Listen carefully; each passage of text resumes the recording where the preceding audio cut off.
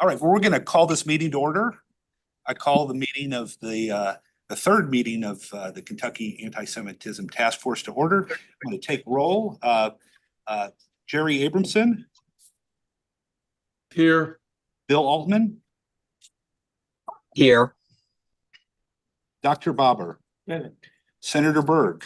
Present. Gary Broadbent. Here. Ann Cole Funfin. Here. Ralph Green. Mayor Greenberg. Representative Grossberg. Mindy Haas. Nancy Hoffman. Yeah. Rabbi Jankowicz. David Kaplan.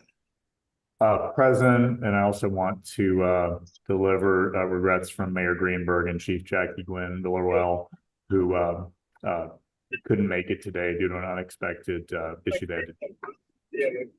Reverend Scholl. Present. Beth Solomon. Sarah Wagner. Saw her earlier on the screen. Sarah, are you there with us? I'm going to count her as present. Leora Yarone. Here. Chief Weathers. Here. Chief Villarreal. Oh, she's out today. Okay, we've got a quorum, and we will move forward. We're going to start off with a welcome from the man that created this task force and who's excited about our progress so far. Governor Beshear, if you could put his video up on the screen.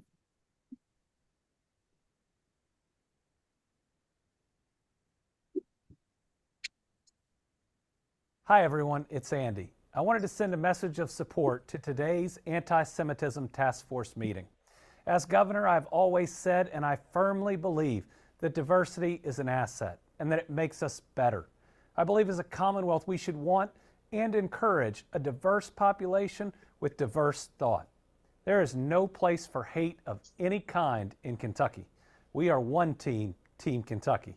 It is everyone's responsibility to speak out loudly against hatred and violence, against racism, anti-Semitism, and Islamophobia. All of them are wrong. That's why we formed the task force, so that you all can help guide us through the tough conversations, to make our Commonwealth a better, safer place, to ensure Kentuckians can practice their faith in peace. I want to personally thank each of you for giving your time and lending your expertise in this crucial endeavor. Y'all are those beacons of light that light the path to creating a safer, peaceful community. I look forward to hearing about the positive work and the positive conversations that come out of today's meeting. Let's keep doing the work to build our new Kentucky home where everyone is invited, everyone has a part, everyone is respected, and everyone is safe. So remember, life is short, so keep doing good things and be kind to each other. Thank you, Governor. We will now move on to our first speaker today. We are very privileged to have on the subject matter of anti-Semitism on campus the president and CEO of Hillel International, which is the nation's student life, Jewish student life organization. Adam Lehman. Get Adam on the screen. Make sure he's here. I am here, Jonathan. I don't know if you guys can see me on the screen. Perfect. So I just a bit of introduction. Adam and I have known each other for 15 years, and we just met last week. And to explain that, we have been in a fantasy football league, a Jewish fantasy football league for 15 years.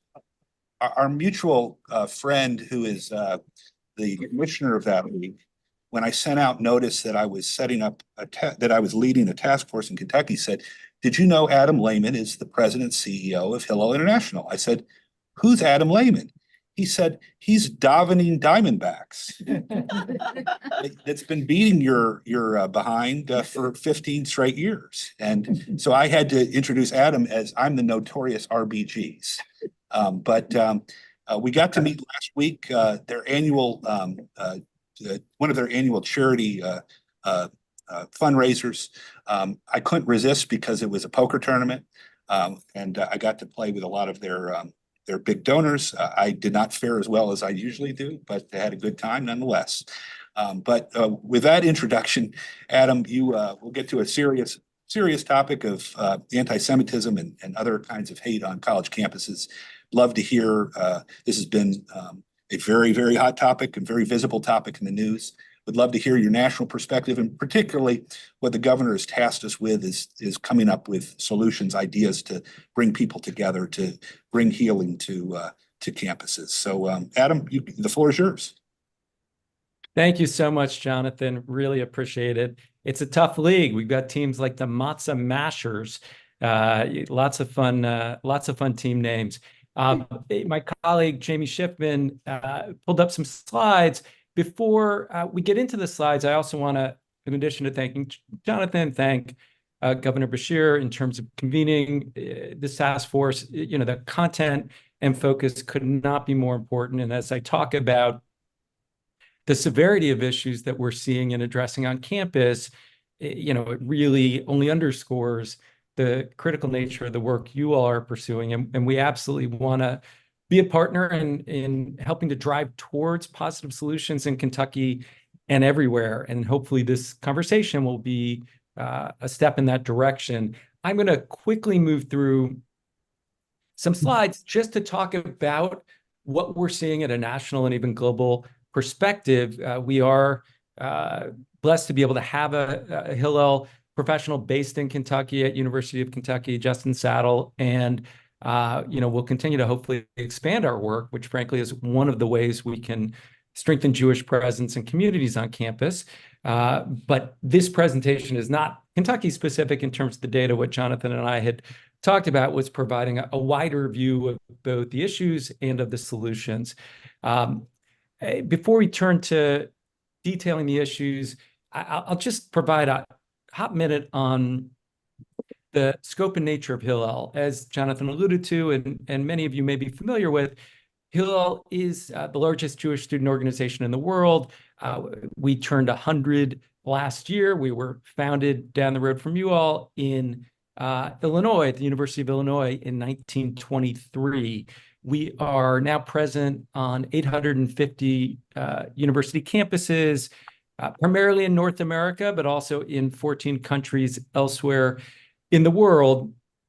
We have 1,200 dedicated professionals that range from executive directors to rabbis to social justice and social impact professionals to engagement professionals, really a whole range of talented and very dedicated Jewish professionals working to support Jewish students wherever they are, inspire them in terms of pathways forward in their Jewish lives and beyond, and to partner from the Jewish community on campus to other communities on campus and to local communities.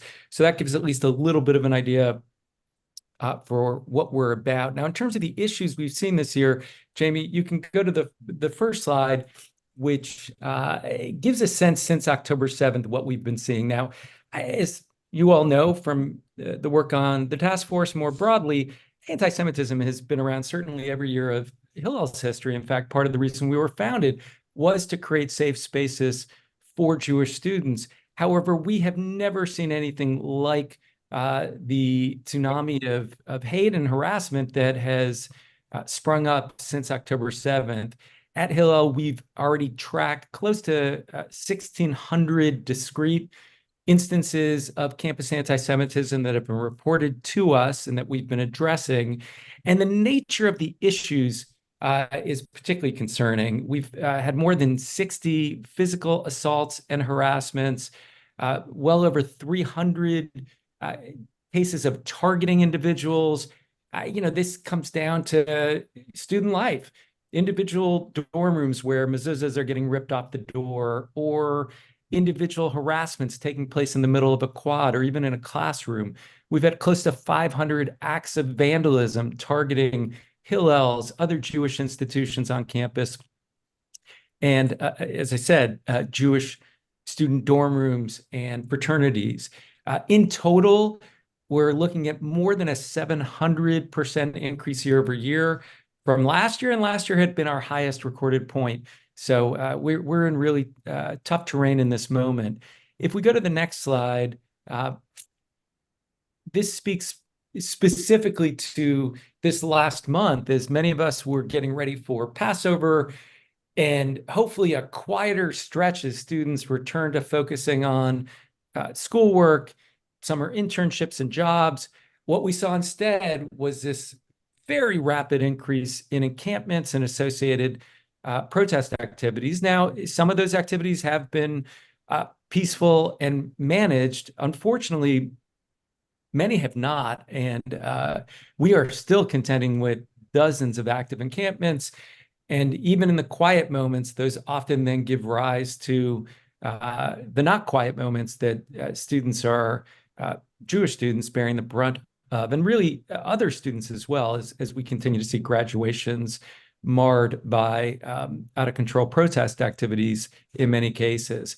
If we go to the next slide, again, many of you, as Jonathan alluded to, are familiar with these issues, but sometimes it's helpful to move from the numbers to what students are feeling and seeing, whether in this first picture, it's a protester pointing to Hamas's next victims and next targets. I was at Columbia right around the time that this protester was, threatening direct violence. I mean, it's really chilling. That same week, a Jewish student at Yale was stabbed in the eye with the Palestinian flag and hospitalized. And then you've got the sign on the right, "Death to Israelis," and it is just a difficult walk across the quad for many Jewish students, Israeli students, or other students who empathize or feel like allies of Jewish students as they see, these notions and strong statements about death to Israelis, death to Zionists, even more blatantly, death to Jews. So again, we won't go through every one of the 1,600 examples, but unfortunately, the campus climate is significantly degraded this year beyond all measure. If we go to the next slide, Jamie, we've tried to also look beyond the specific issues and instances that are being reported, because we know, and I suspect you've already found in your task force work, there is dramatic underreporting of issues for Jewish students in particular. They have felt so unseen and unheard over recent years. They often don't report. If they go to a bias reporting officer and explain that a professor took the whole class to rail about the evil empire that is represented by the settler colonial state of Israel engaged in genocide, and has happened at Stanford, asked Jewish students to go stand in the corner to know what it feels like to be a Palestinian. They go and report that, and they're told that's not an issue of discrimination. That's a political issue. So even as we look at the reported instances, we know there is significant underreporting. And so we've been doing pulse surveys of Jewish students throughout the year. 73% are reporting that they've personally experienced or witnessed anti-Semitism on campus. More than 50% saying they feel unsafe. Nearly 50% saying that they find their universities unsupportive and not taking aggressive enough action to address issues.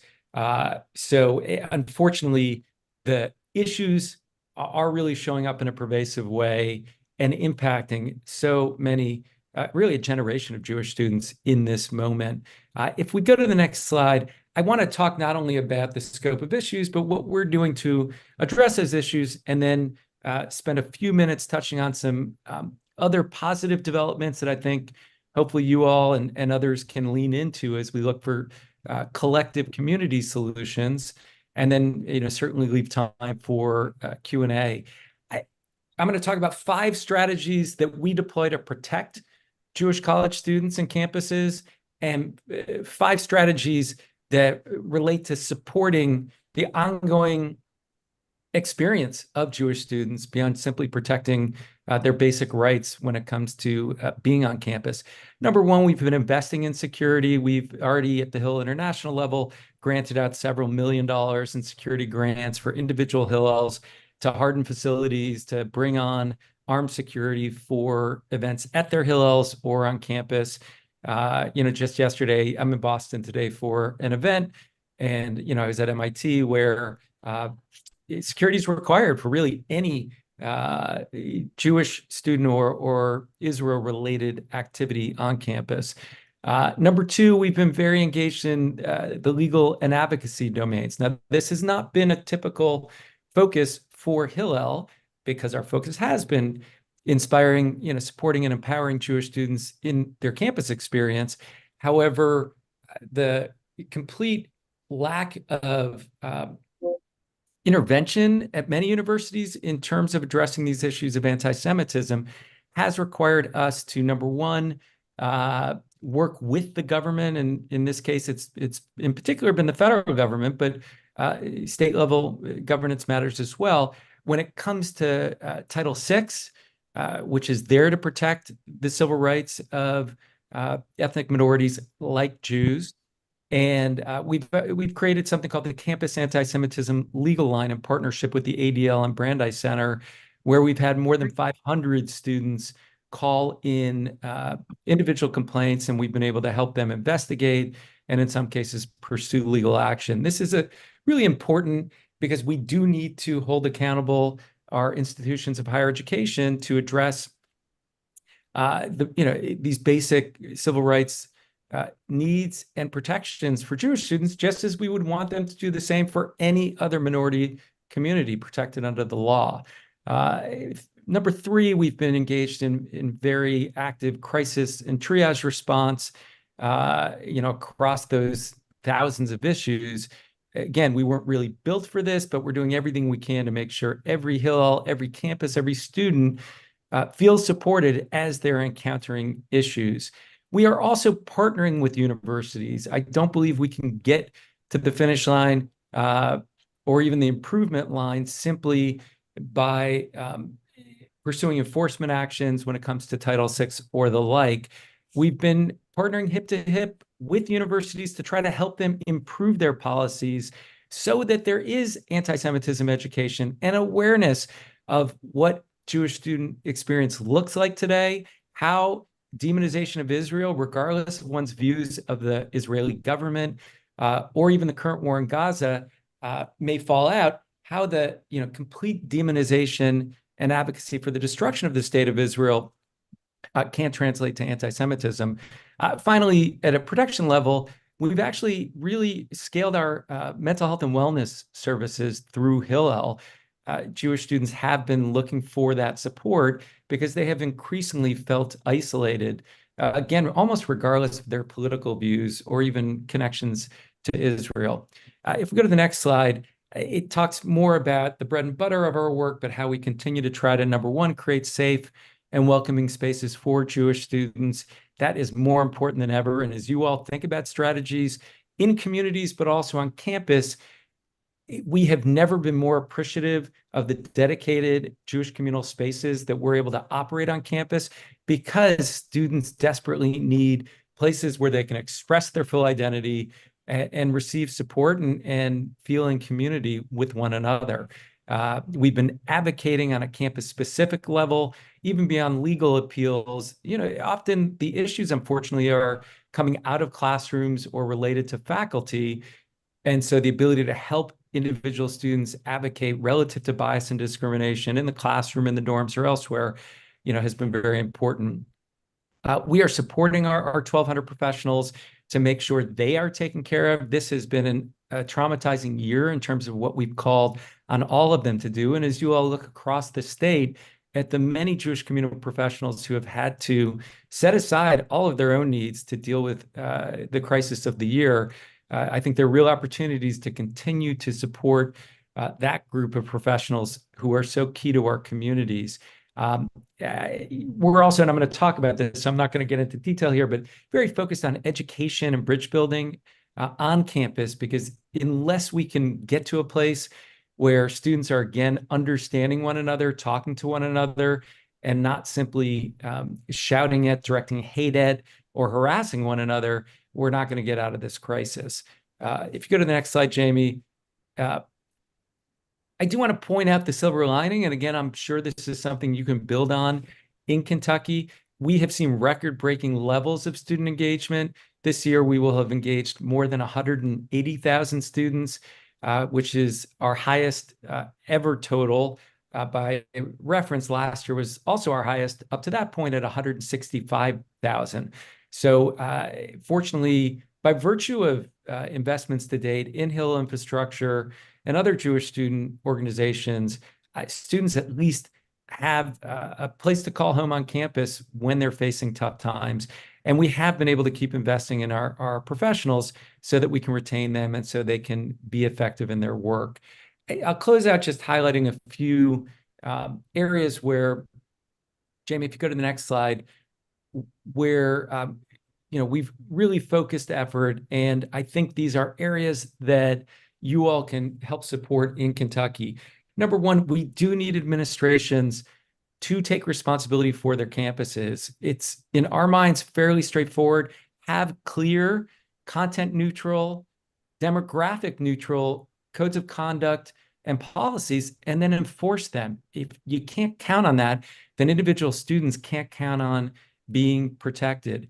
That means also stopping any harassment, intimidation, and threats, in this case, directed at Jewish and Israeli students. No student, of course, should ever feel targeted on their campuses.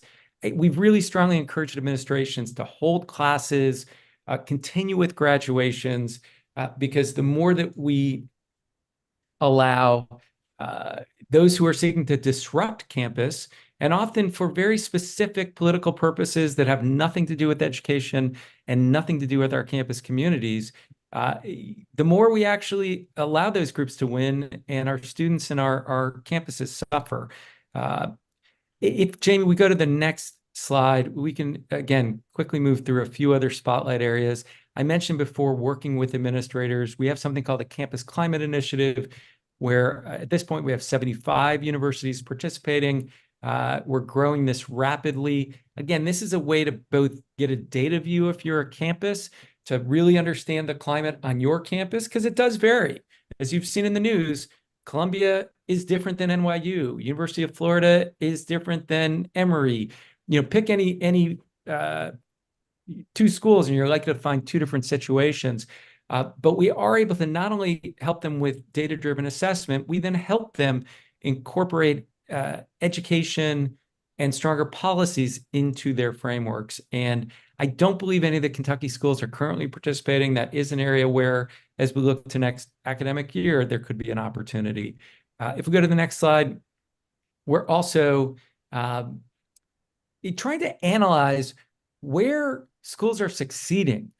And even though for us this summer will be a very deep set of inquiries into that analysis, at the threshold level, there are three factors I would highlight that have worked well. And I'm going to give a few examples of schools where the result has been positive.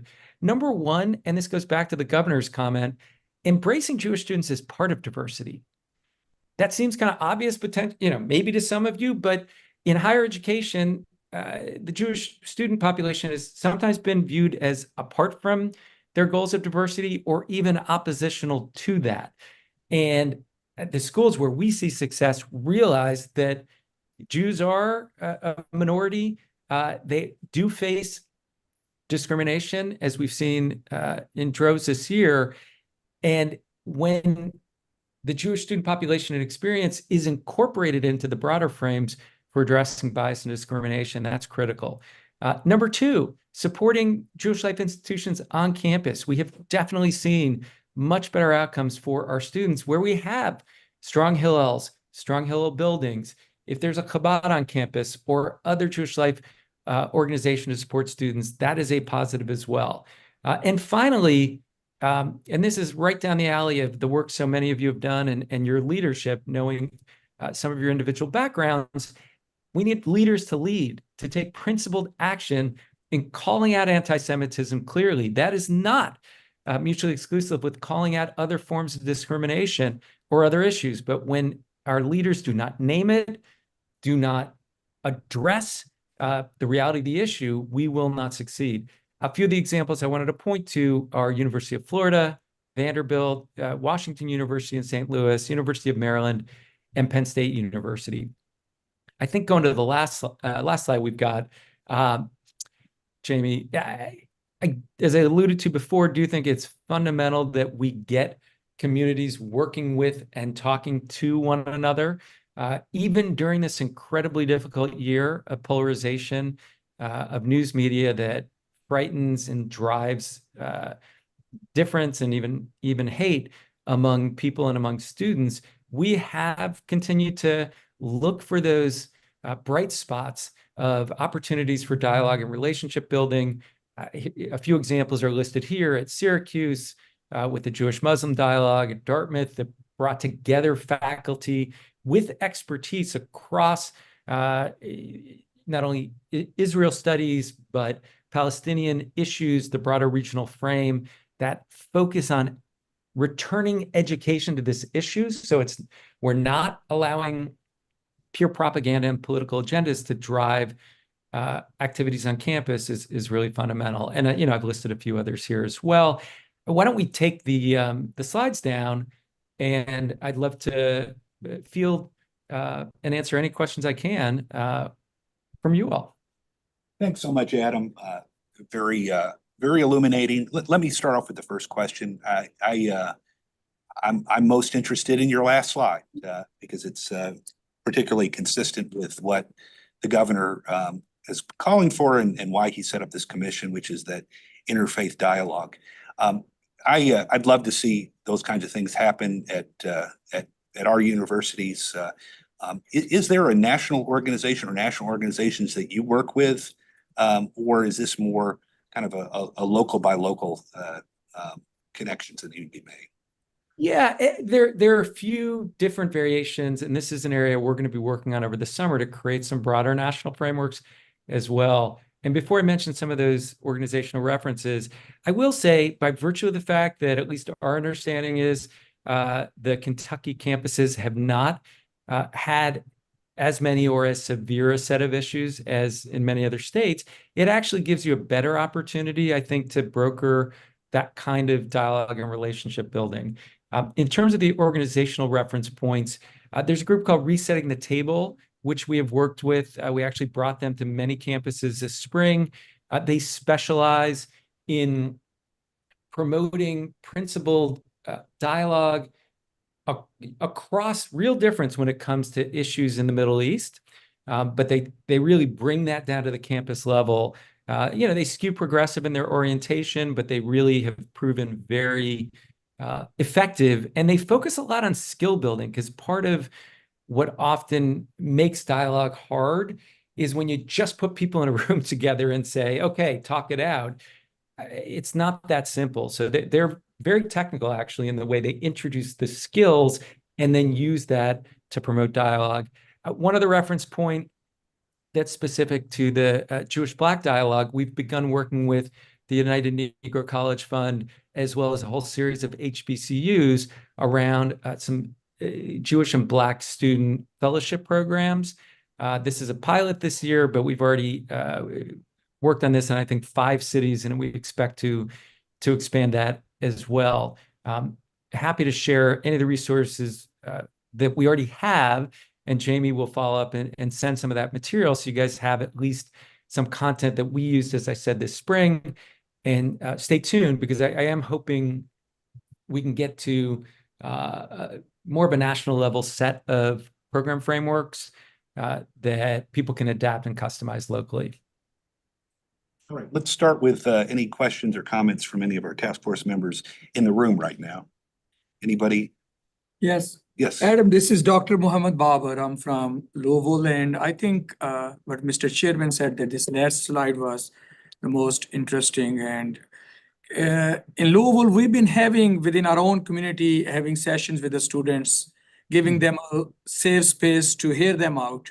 Because I see that's where the biggest problem is, that I think we have failed our youth across the country by not providing them safe spaces, that where you can hear them out, their frustrations, you can look at their, that what knowledge do they have and what social media is feeding to them. And similarly, bringing Jewish and Muslim students in a safe space to just listening sessions, having a Yeah. potluck. I think we failed on that, but in Louisville, we have done that. And if it's 100% success, it's not, but still there are many students that who are, whose understanding became clear. Because the biggest thing which hurts me is that in our country, there are so many looming threats. And as a minority, we always had each other's back and we work together.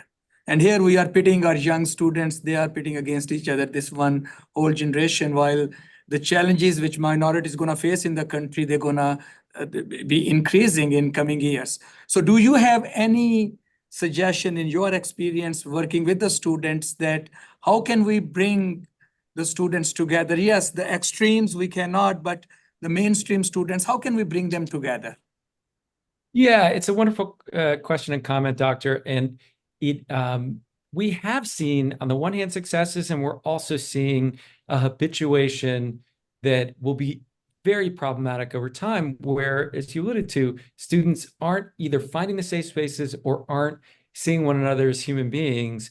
And it's a huge issue. So in terms of some of the models that can work, I didn't list Duke, but at Duke, we have a really strong relationship within the chaplaincy between the head of Hillel and the imam on campus. And I think that's, and I talked to the chaplaincy down at, and leaders down at University of Miami, same thing. There are a lot of schools where when you model it at the staff level, then you can progressively work your way out with students. And then it doesn't require as much as what I was alluding to before, where if you just get students together without any framework or guidance, it can turn from a safe space into what feels like a very unsafe space. So I think starting with that, and my guess is you guys have those resources, at the major universities throughout the state. The other thing that we're going to be playing with this summer in terms of program development is more of a peer-to-peer model. We've seen great success with that within the Jewish student community, where a Jewish student is able to build a relationship with another Jewish student who wasn't otherwise involved. I want to look at the ability to do that across communities, because when it gets down to two 19-year-olds sitting together over coffee or on the quad, and with at least some framework to help them break the ice, I think that can be powerful as well. So again, happy to share whatever we're developing, and kudos to you in terms of your way of thinking about it. Any other task force members in the room? Gary. Adam, one quick question. One of your early slides touched on the frequency of anti-Semitic incidents. Have you noticed a trend in terms of where those are occurring? And that, I don't know how many you've seen in Kentucky or in the South in general, but any trends there? Yeah, I mean, there has been, it's not quite your classic 80-20, but it is about a 70-30. So some of the schools that you've seen covered in the news are bearing the brunt of the issues for sure. The hottest spots tend to be Northeast, like your prototypical Columbia example. Midwest, within the Big Ten, Michigan, we've fielded, a very large number of issues as well. And then West Coast, in particular in California, I'll use Berkeley as the reference point there.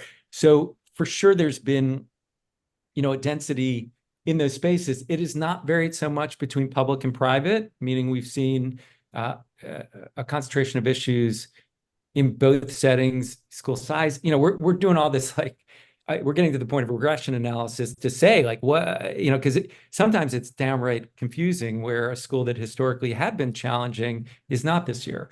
The only caveat I would make to the answer is that even though you've got a concentration in certain environments and certain schools, the issues have been, as I said, pretty pervasive. So I don't think there is a state where we haven't seen student level issues, even if, again, Jamie was going to look up in Kentucky, anything that's been reported to us. But it is cross-cutting.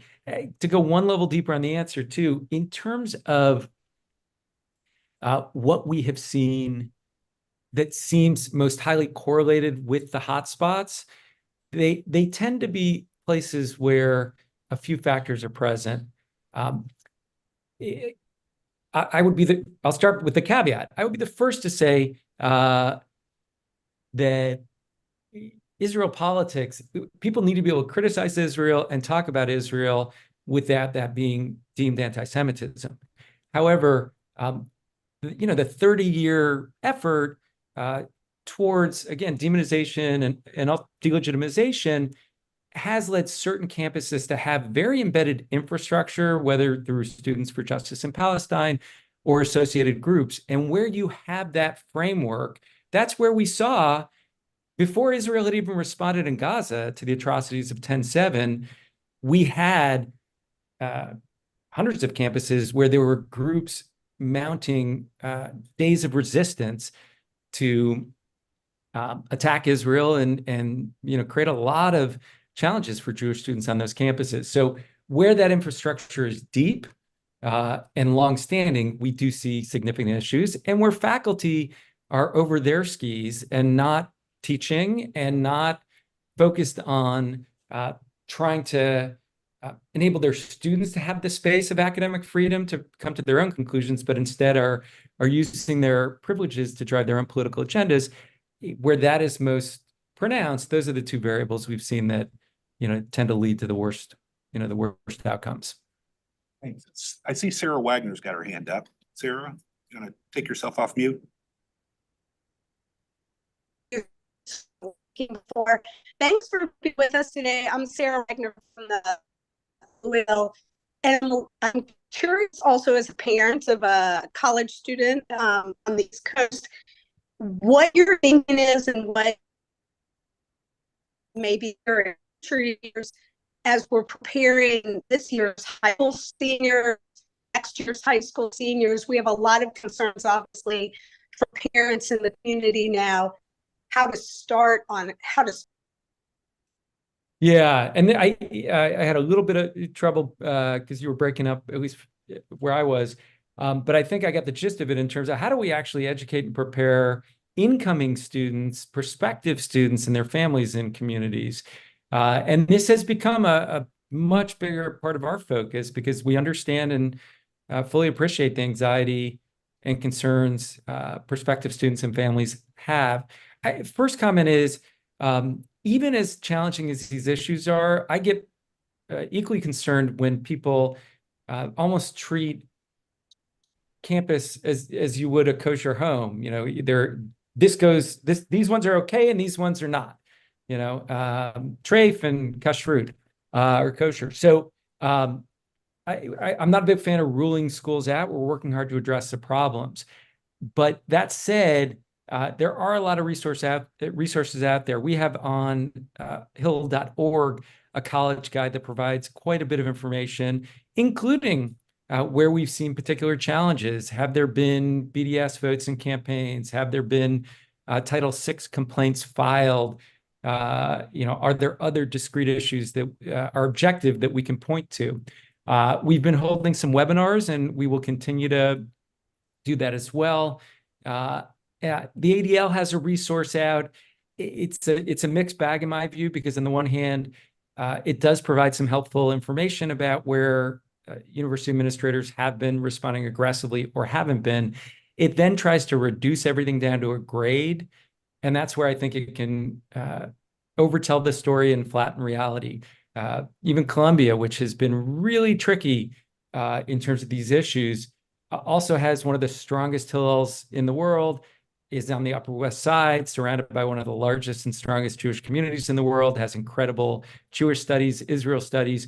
So there's a little bit of buyer beware with some of these resources, but I think as long as people are level-headed, the resources are there to make assessments. And this is also a space where I'd be happy as we create new toolkits, programming, and other assets. We can send them back to the task force so you all have that available too. Because to the point of the question, you're both, I think, responsible for looking at higher education in the state of Kentucky, but also all the citizens of Kentucky who are looking at higher education elsewhere. I think do we have time for one more question, Adam, or do you have to run? I can take one more and then, yeah. Okay. One more from up top. Does any of the folks that are zooming in have a question for Adam? I have a question. Okay, David Kaplan. Yeah, thanks a lot, Adam. So, I have a daughter at UNC Chapel Hill, and that was a campus where there were some incidents. She had a wonderful freshman year, so I mean, it was occasionally marred, but she wasn't just submerged in anti-Semitism. That was not her experience. That being said, there were some anti-Semitic incidents. There was a speaker who came to campus and started out her presentation with the representation that October 7th was a beautiful day, which I do consider to be anti-Semitic. Yeah. And that was an extreme case, I think, but that was something that a lot of faculty endorsed, and there wasn't a dissenting voice in the room. I mean, it drew applause. And so I think there is a real problem in that the traditional kind of anti-Semitism that's directed toward diaspora Jews, that's not what this is. Okay, this is a form of anti-Semitism that has in the minds of the people who are guilty of it, a solid moral justification, because these are folks who believe it's a fair comparison, Israel to South Africa, Israel to Nazi Germany. If that's the case, then the people who support Israel, particularly if they're Jews, are worthy of harassment and should be targeted for violence. And so I don't think any amount of campus regulation of speech or top-down regulation is going to address that. And I'm of the mind that there has to be real dialogue that makes the case and hopefully persuades hearts and minds that, if you're against the basic Jewish self-determination in Israel is the morally justified position. It is a positive moral good. It's good for humanity. Israel is a flawed democracy like the United States, but it has far more good going for it than bad. And sort of getting that message out there. What efforts do you see on campus to actually try to put out a message that says it's okay to criticize the government of Israel, just like the government of the United States, but here are some things that if you believe them, you're anti-Semitic, and there's just no question about it. Yeah, no, David, I appreciate so much that you just shared in that comment. And UNC Chapel Hill is a kind of best of times, worst of times environment. There are a lot of Jewish students who have had good experiences there, and it's actually one of the highest counts we've had in terms of numbers of issues. I'll start with the answer to your question, but then close with a few other comments. We are focusing a lot on education so that, number one, as you said, people can understand not only Jewish experience of Israel, but broader ways of thinking about Jewish self-determination in their ancestral homeland in a way that contacts, all of this vitriol that's, being thrown back and forth. The practical reality is a few things. Number one, we got to start with our Jewish students who often don't feel knowledgeable enough or comfortable enough to even understand that context. And so that's something we focus a lot on. We have been, for example, taking non-Jewish student leaders to Israel and to the West Bank so they can meet with Palestinians, they can meet with Israelis, they can get a better understanding for themselves. That's been harder this year for obvious reasons, but I think that's important as part of this. One of the challenges we're up against is there's a full-on, including at UNC Chapel Hill, ethos of anti-normalization, where many of the protesters will not speak to someone who is deemed a Zionist or even a Jewish organization like Hillel that is not focused on Israel, but has Israel as part of our work and mission. So it makes things like education and dialogue very, very difficult. What I think we can do and will do is continue to, within the 50 or 60% who sit between that harder core group that is so radicalized in this moment, frankly, they won't talk, they won't hear, they have no interest. And the policy is clear. I can't tell you the number of Jewish students who have tried to go talk to people in the encampments just to promote some understanding and been told, we won't talk to you. Or if someone starts to talk, someone who's in charge will pull the person away. So that's just the reality, even as you guys, and we all think about dialogue. But I'll close by saying education and relationship building will be the paths forward. While we do need to win hearts and minds, that can begin, I think, just in terms of my own perspective, with having frameworks for life on campus that do begin with administrative action, but that it's necessary but not sufficient.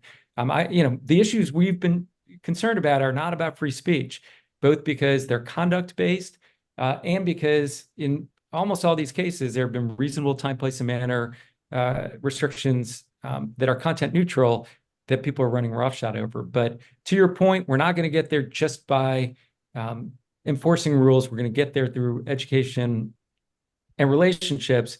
Know that we at Hillel are committed 100% to those strategies. It's been an honor and a pleasure to be able to spend some time with you all. Good luck with your critical work. And if I or Hillel can be of service in the future, I'll be delighted to have us do so. Thank you, guys. Adam, thank you so much for joining us. We appreciate it. We do want to take you up on your offer, so please do send us more information on what we've talked about, and we'll be in touch. We're going to be setting up a subcommittee at the end of the meeting to kind of a working group to address a lot of these issues. So be in touch with you. All right, take care. Bye-bye. Place at the poker table next. Yeah, exactly. See you then. All right. Before we move on to the next speaker, we've got a quick presentation by Charles Booker, who is not only our executive director, but also the director of interfaith community work. What's your title? That's solid. Okay. Charles Booker, who is the most famous person in the room, and is a senior aide to the governor. As a presentation, we've got one for folks in Lexington, which he's going to present to Mindy Haas of the Federation, and then we've got one for folks in Louisville that we'll send to the Federation in Louisville. So. All right, should I stand here so they can help? Yeah, Mindy, will you stand up with it?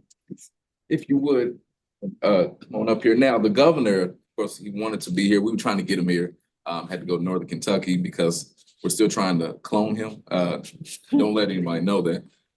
But as you all know, at the top of the month, the governor signed a proclamation to recognize Jewish Heritage Month and the urgency of honoring the humanity of our Jewish loved ones here in Kentucky and across the country and globally. And I wanted to make the formal presentation. We have the copies, so each federation will be able to have it documented. And it is a little lengthy. And so to respect the time of this meeting, because part of my responsibility in this office is to help facilitate the success of this task force, which means we got to do the education and complete the goal. So I don't want to eat up too much time. I'll let you read it. But I just want to punctuate the fact that the governor has signed this to make a statement. It is to say that no matter who you are, where you're from, and what faith you practice, color of your skin, that you are important. And Jewish heritage is about our heritage. It's about our story. And we need to recognize it, because if we don't see ourselves, we can hurt ourselves. We can disrupt our future. And we see a lot of that pain right now. And so I applaud the governor for his commitment in forming this task force and also recognizing Jewish Heritage Month, not just in May, but all the time. But of course, this is a fitting tribute. And I'm honored to present it to you, Mindy. And Sarah, I know that you're on there as well. We have the copy for you too. And as always, when I talk to the governor about this, and he mentioned his video, he is a steadfast ally, partner, loved one in this journey. And I'm proud to be a part of it as well. I'll make sure it gets to you, Sarah. Will you? All right. Thank you, Charles Booker. We now have another very distinguished presenter today. We talked about the national perspective. Now we're talking about life on Kentucky's college campuses. And is there a better person to talk with us than the Dean of Students of the University of Kentucky, who's hosting us today? Thank you for your wonderful room that you've provided us and all the AV help that is so critical to these meetings. Tricia Clement Montgomery is the Dean of Students, and she's got a presentation for us, so I'll turn it over to her. Yeah, I'm glad to be able to be here with you all today. I think I should stand right here. I'm not quite sure where I should stand. Or you can sit here. Okay, either one works. Thank you so much. I I got just a small brief presentation for you all that I wanted to go over, but essentially I just wanted to share with everyone all the things that we're doing on our campus to make sure that we're supporting our students through such a difficult time. To start, our Vice President for Student Success, Dr. Kirsten Turner, couldn't be with us today, but she sent me instead. So I'm going to try to be as graceful as Dr. Turner. But in addition to that, we also have several other key members who are a part of our success here at UK. So today I'm joined by my colleague, who is the Director of Religious and Spiritual Life, Justin Sadel.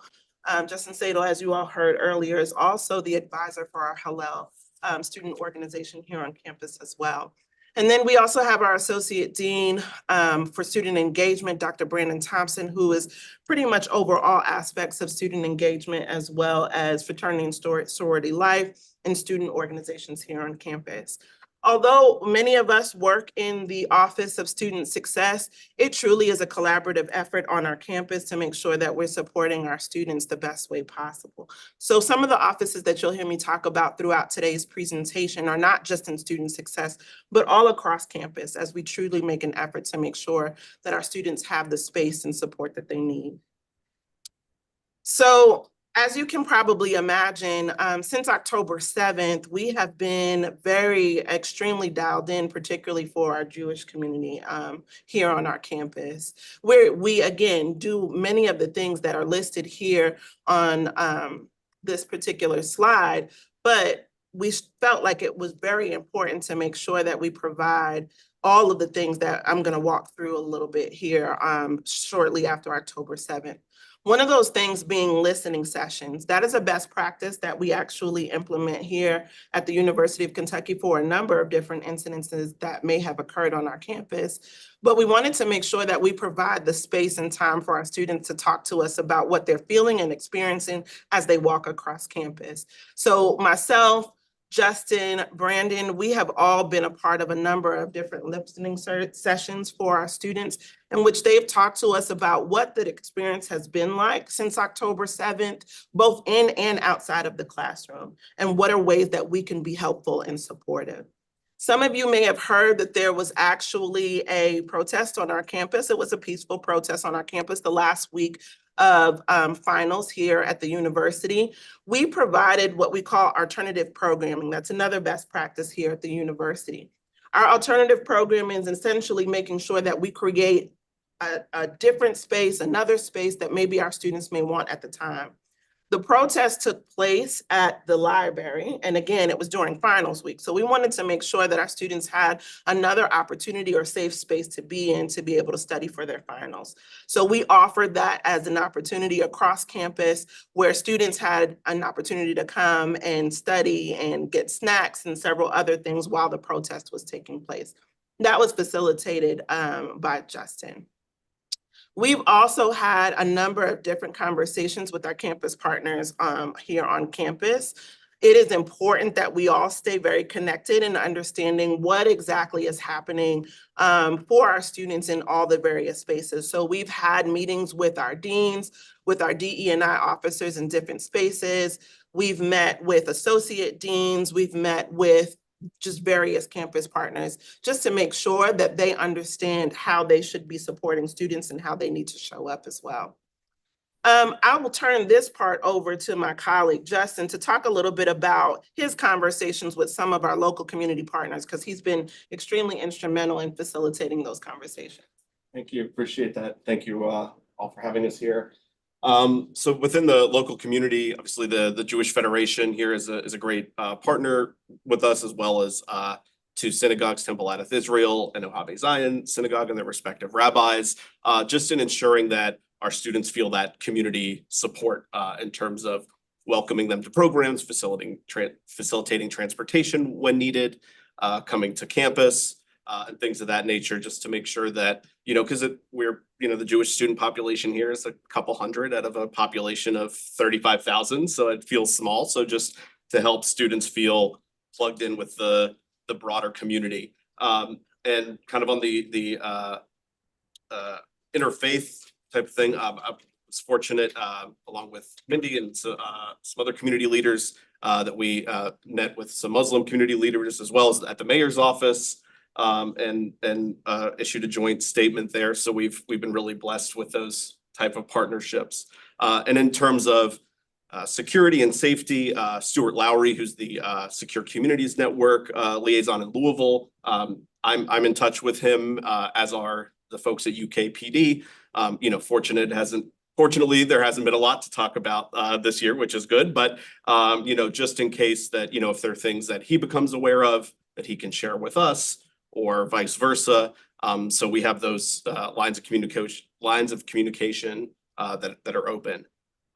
This year's our first year of the Religious and Spiritual Life Office, and it's something that we're growing and building. And one of the real focuses going to the next year is going to be increasing those interfaith spaces and intentional opportunities. Our colleagues, some of our faculty colleagues have done some really excellent work. The Hebrew and Judaic Studies and Arabic and Islamic Studies faculty partnered on a Israel-Palestine book club and discussion group this year, which is really the type of dialogue that we love to see. Some really intensive learning and conversations. It's the type of thing that's difficult to do, obviously, for everyone or for huge groups of students, but really for students that are willing and eager to engage and learn, to have those opportunities. Thank you. And did you touch on your interfaith dialogue and all the conversations you're working on? Yeah, and just to add also through my role being both the Religious and Spiritual Life Director and also the advisor for Hillel, I have a close working relationship with the Muslim Student Association and many of our Christian student groups. So that's been just a positive thing to be able to connect with those students, build those relationships, and even with that, before we have a really robust interfaith student programs that we hope to see. There have been a lot of successful one-offs. Hillel invited a lot of really all of their programs are open to the community, but in particular for the holiday of Purim and for Hanukkah, had a lot of students from outside the Jewish community that came and learned about those holidays. And our Muslim Student Association partnered with the Student Activities Board to host an interfaith iftar, which I attended with some members of Hillel, and we had some just really lovely community building and really just deep conversations with people there. So we have a really good groundwork that we're excited to build off of. Thank you so much. We are really truly blessed to have Justin because he has done a lot of amazing work in this space, and just grateful for all the work he's been able to do. As was already mentioned, there have not been any significant or tragic incidences that I have seen on our campus. As I've talked to some of my colleagues across at other institutions, we have been fortunate enough not to have experienced a lot of some of the incidents that they have been experiencing. That said, that doesn't mean that we should not be active in making sure that our students feel like they have safe spaces on this campus and that they are protected, not just from the incidents that may take place physically, but also things that they may see, because we know social media is very huge with our students. And so things that may happen on social media, things of that nature. And so we have done that a lot through a number of different services that are listed here. And so I'm going to kind of step out of order, but one of the services that we make sure we provide just to make sure our students' mental health as they deal with just grappling the gravity of what is taking place during these incidents. But we have provided what we call tracks. So tracks is an opportunity for our students to receive immediate support, mental health support, if they feel as if they are experiencing any type of crises, anxiety, anything related to their mental health surrounding this particular issue. If a student were to enter tracks and mention anything related to Palestine, they would actually be put on priority to get immediate support and service. So that was one of the services and offices we wanted to make sure that all of our students were aware. If they mention anything in that particular area, they would be supported immediately in our tracks office. We have received a number of different reports related to signs being taken down that were placed in some of our academic buildings. For those, we have run some of those cases through our Office of Student Conduct. And so the Office of Student Conduct works very closely with the UKPD as well as our Institutional Equal Opportunity Office. In both of those cases, we had an opportunity. In one case, we've only had 2 cases that have been sent to us, but in one case, we were able to use camera footage to actually see what students were there at what time and did they pull them down? Was this a person that was a member of our community or was it an outside member of the community? Unfortunately, we weren't able to identify who the individual was. In the second case that we received, we were actually able to identify who the individual was, and they went through the conduct process as any other individual would do. So we make sure that we offer that to our students. Please make sure that you report if you have experienced or seen any type of incident on campus, that you report that to the Office of Student Conduct.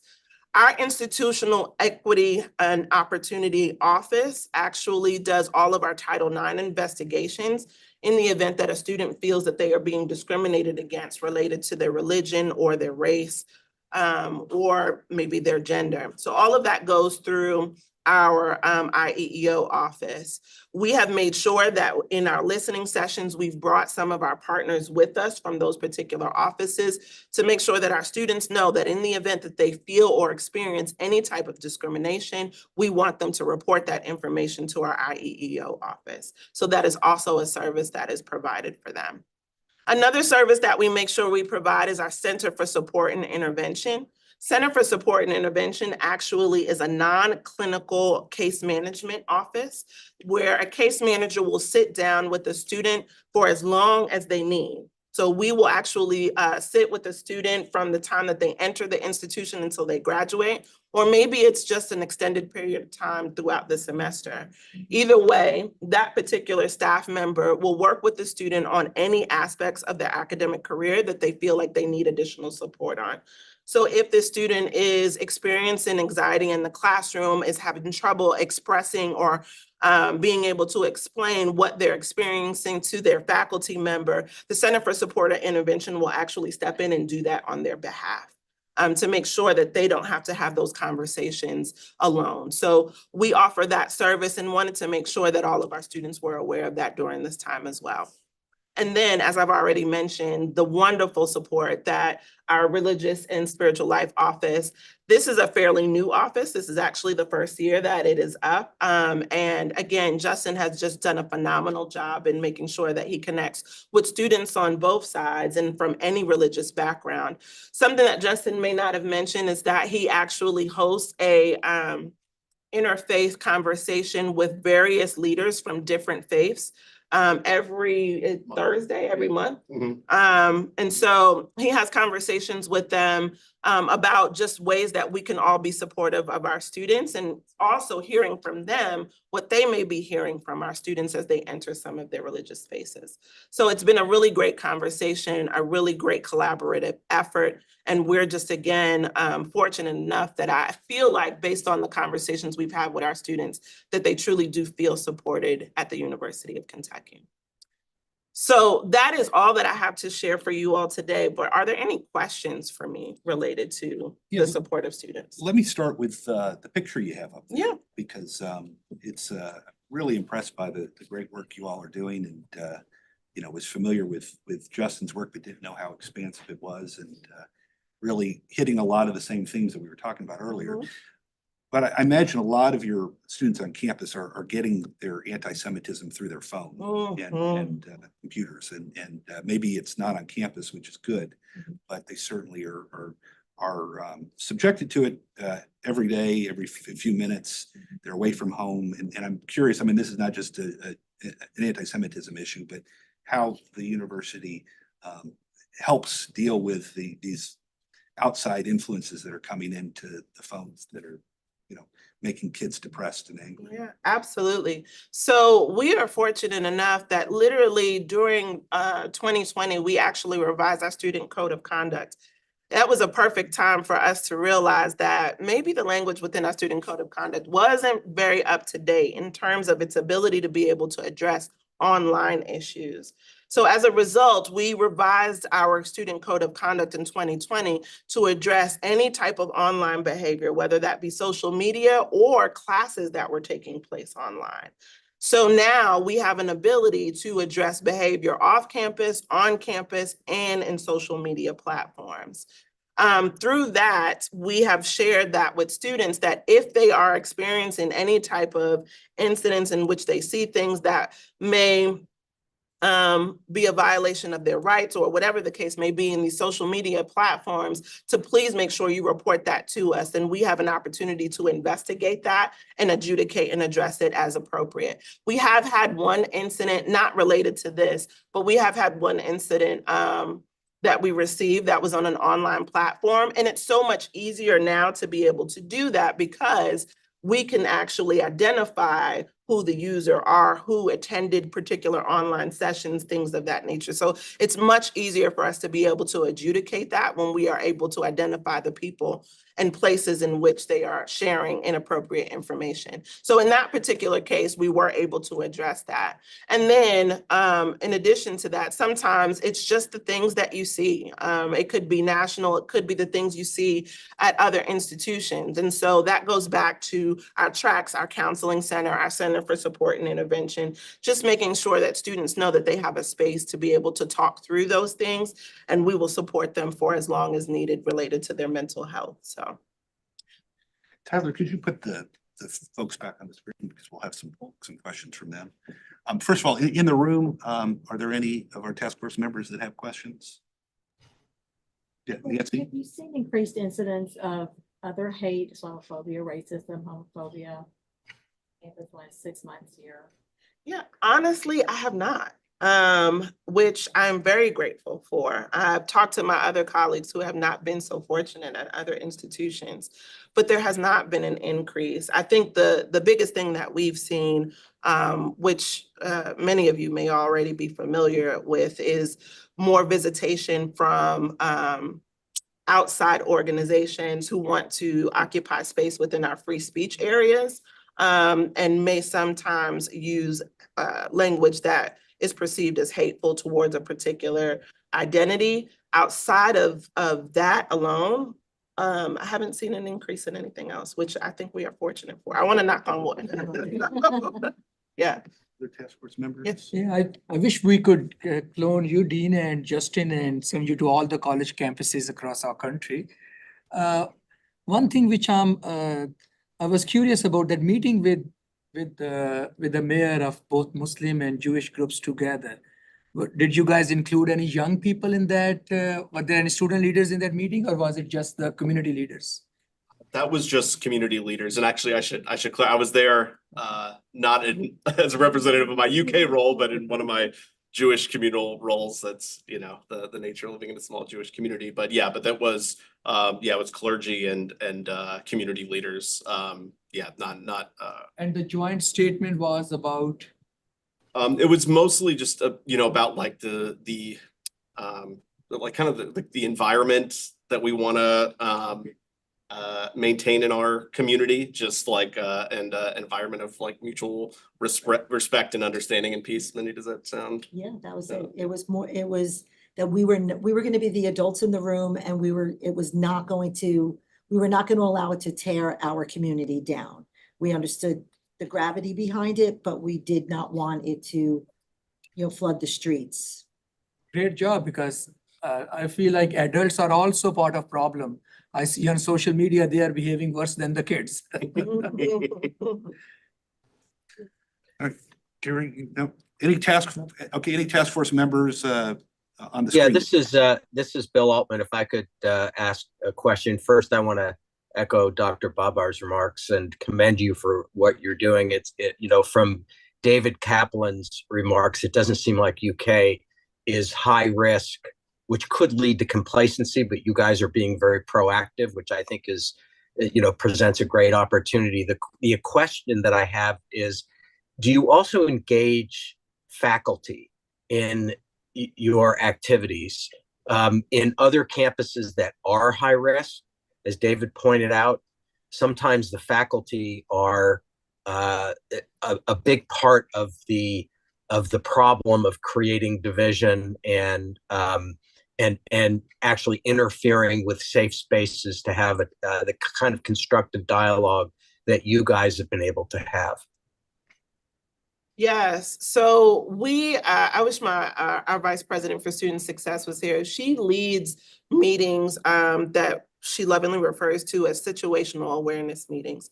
And so when the event happened for October 7th, she had an opportunity to pull in a number of different faculty as well as deans and associate deans to just talk about the situation and what we were doing in an effort to support our students. But then there's also this need to make sure that we're supporting our Jewish faculty and staff as well. And so how do you go about doing that? So she facilitated what we call a situational awareness meeting, shared that dialogue, shared the resources that both the faculty and staff could engage in as well as the students could engage in as well. And that meeting was extremely successful. We had maybe over 40 to 60 individuals who attended that particular meeting, but she does that on a regular basis where she opens up conversation, includes faculty to make sure that they're all aware of the resources that they have before them.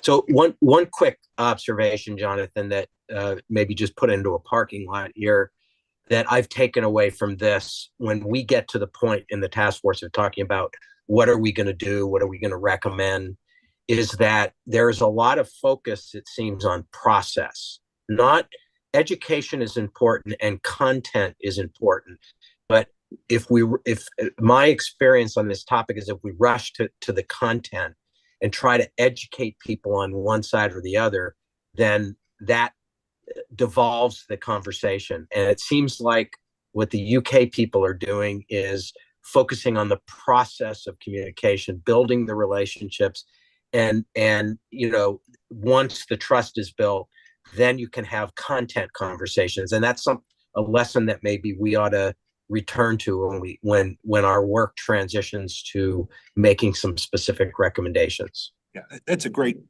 point, and I was very intrigued by what Adam Lehman talked about. There was a group that was coming onto campuses that were helping build dialogue in a process way, and that might be an organization we want to look at as well. I'm forgetting the name, but Setting resetting the table. Yeah. And if I could just add also, I think honestly here, a lot of our faculty have been excellent models at doing this work themselves. I mentioned earlier the book club reading group, but really on a personal level, one of our Jewish studies faculty is a dear family friend who's one of the hostages, and I know some of our Arabic and Islamic faculty have lost family members, and they've been able to kind of come to their connections with each other and mutual respect and dialogue throughout this. I think have been a really positive model for the students and for the campus community.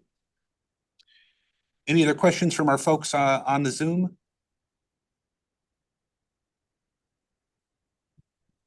Yeah, Gary? That was a wonderful presentation. Thank you very much for it. Do you have a feel for other institutions of higher education in the Commonwealth, and are they seeing the same level of success, or are there some best practices UK is doing here that perhaps could be shared more broadly? Yeah, in all honesty, in my conversations with some of my colleagues, particularly within the state, I think people are trying to figure it out as they go. Some of the conversations that we've heard a lot about is whether or not you create a statement. Should there be a statement that is put out? And that's been one of the biggest conversations that I feel like I've heard across institutions. There are a lot of varying ideas about whether or not that's a good idea or not. Some of our colleagues at other institutions, not within the state, have said that they put out statements and they wish they never would have done that, and that it caused more harm than it was helpful. And so a lot of the conversation has really just been about statements. I think other things, people are just trying to figure it out as they go. But we have shared some of the things that have worked for us. in terms of listening sessions, things of that nature. And listening sessions are best practices that really do change by community. And so you have to be knowledgeable about the community you're providing the space for. And then, you know, what type of physical space, what type of content needs to be in those spaces, things like that. And so that has been another big conversation that we've been trying to share, but has proven to be a best practice for us and we think would be helpful for other institutions. I know Center College in particular, I know they've held some really good interfaith programming for both students and faculty and dialogues around the Israeli-Palestinian conflict as well. Yeah, thank you. Great. All right. Well, Dean and Justin, thank you so much for joining us, but more importantly, thanks for all the great work we're doing. And again, we're going to have a subcommittee we're going to talk about in a second. We'd love to get you all engaged in that work as we come up with the proposals that Bill alluded to. So thank you. Thank you. So I have to mention that our speaker from the University of Louisville was unable to make it today, but as it turns out, we're running out of time anyway. The last item is I put the cart before the horse. At the last meeting, I talked about asking people to serve on a subcommittee on education. And I learned from my folks in state government, this is a state body, and so we've got to do everything appropriately. We've actually got to vote on the development of a subcommittee. Then we can have the subcommittee meet. And so my intention is that we have a vote to establish a subcommittee on not just on anti-Semitism education, but also on development of the kinds of relationships that we were talking about earlier. I want to focus. I want to have one committee right now to talk about K through 12 and higher ed, because I think that we're going to have a lot of talent, including some of the people in the back of the room, that will be very helpful for both of those discussions. We might need to break up that subcommittee into two parts at some point if we need to. But right now, the theme about education and building alliances is something that I'd like to tackle. My notion is that subcommittee would meet every other month. It would meet the months that we're not meeting as a full group. So the first subcommittee meeting would be in about a month in June, while our next full committee meeting would be in July. All of you on the task force are welcome on the subcommittee. We will also be inviting people from outside to serve as resources to that subcommittee as well. So I will, if I've made enough sense, I will entertain a motion to set up a subcommittee. Yes? I make a motion to create a subcommittee to work on anti-Semitism or to work on education that would encompass anti-Semitism as well as Holocaust education. And community building. And community building. I will take a second. There a second from Nancy. Anybody have any questions, comments, or complaints? Hearing none, all in favor, please say aye or raise your hand. Aye. All opposed? The ayes have it. All right. Well, we are done with business. Anybody have anything new to say before we close up shop here? The Jewish community here in Lexington will be hosting a Jewish American Heritage Night at the Legends on Thursday, May 23rd. And we hope you all purchase your tickets. It's going to be a fun evening, and we've got some really fun swag to go along with it. And there are a growing number of Jewish baseball players. I don't know if you've been noticing that, but they've been a lot more these days. Anybody else? Hearing none, I'll entertain a motion to adjourn. Second. From Gary, a second from Dr. Babar. All in favor for adjourning, please say aye. Aye. Raise your hands. Aye. The ayes have it. Thanks, everybody. We'll see you in a month if you're on the subcommittee and 2 months if you're not. Yes, thank you. When's the next meeting?